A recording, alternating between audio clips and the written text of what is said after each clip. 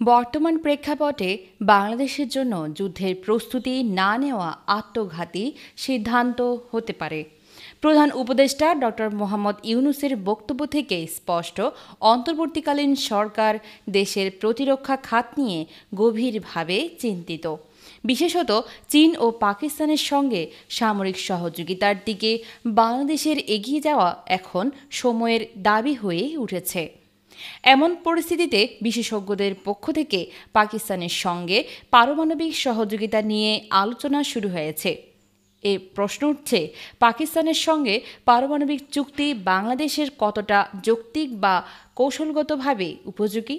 ঢাকা বিশ্ববিদ্যালয়ের অধ্যাপক ডক্টর শহীদুজ্জামান এ বিষয়ে সরাসরি আহ্বান জানিয়েছেন একটি দ্বিপাক্ষিক চুক্তির জন্য।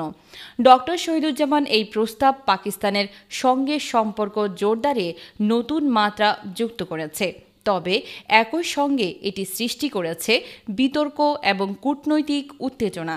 তিনি বলেন, বাংলাদেশের উচিত সাবেক প্রতিপক্ষ পাকিস্তানের সঙ্গে একটি পারমাণবিক চুক্তি করা, কারণ ভারত একা কোনো জোট ছাড়া এবং প্রযুক্তি সহযোগিতা ছাড়াই এই অঞ্চলে তার আধিপত্য ধরে রাখতে পারবে না।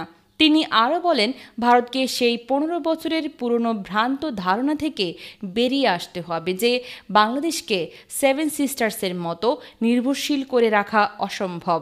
তার মতে, পাকিস্তানের পরীক্ষিত পারমাণবিক সক্ষমতা এবং সামরিক শক্তি বাংলাদেশের সার্বভৌমত্ব রক্ষায় নির্ভরযোগ্য অংশীদার হতে পারে। বিশেষ করে ভারতের ক্রমবর্ধমান আধিপত্যবাদী নীতির বিরুদ্ধে প্রতিরোধ গড়ে তুলতে পাকিস্তান পাশে থাকবে বলেই তার বিশ্বাস। ডক্টর শহীদুজ্জামান বলেন, বাংলাদেশ যদি পারমাণবিক চুক্তিতে যায় তবে ভারত সরাসরি সামরিক পদক্ষেপ নেওয়ার ক্ষেত্রে দ্বিধায় পড়বে। এতে বাংলাদেশ নিজের অবস্থান আরও দৃঢ় করতে পারবে, এমনকি কূটনৈতিক দিকেও ভারতের চাপে পড়ার সম্ভাবনা তৈরি হবে। তবে বিষয়টির নেতিবাচক দিকও উপেক্ষা করা যাবে না।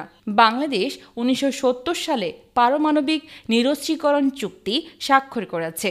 এখন যদি দেশটি অস্ত্র তৈরি বা প্রযুক্তি গ্রহণ করে তবে তা আন্তর্জাতিক আইন লঙ্ঘন হবে। এর ফলে আন্তর্জাতিক নিষেধাজ্ঞা আরোপের সম্ভাবনা উড়িয়ে দেওয়া যায় না। এ ধরনের নিষেধাজ্ঞা আসতে পারে যুক্তরাষ্ট্র, জাতিসংঘ, এমনকি ইউরোপীয় ইউনিয়নের দিক থেকেও। এতে বাংলাদেশের অর্থনীতি বড় ধাক্কা খাবে, বৈদেশিক বিনিয়োগ কমে যেতে পারে উল্লেখযোগ্যভাবে, এবং চীন বা সৌদি আরবের মতো মিত্র দেশগুলোর পক্ষ থেকেও চাপ তৈরি হতে পারে। যদিও পাকিস্তানের সঙ্গে পারমাণবিক চুক্তি আঞ্চলিক রাজনীতিতে বাংলাদেশের কৌশলগত অবস্থানকে শক্তিশালী করবে, একই সাথে এটিকে উচ্চ ঝুঁকির মুখে ফেলতে পারে।